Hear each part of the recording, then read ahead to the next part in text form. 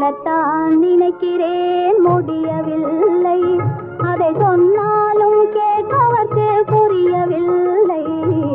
சொல்லத்தான் நினைக்கிறேன் முடியவில்லை.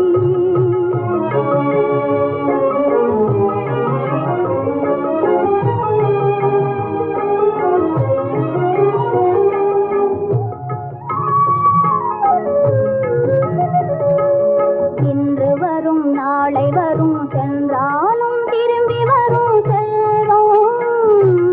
இன்று வரும் நாளை வரும் சென்றாலும் திரும்பி வரும் செல்வம். இளமை சென்று முதுமை வந்தால் காதலிசை பா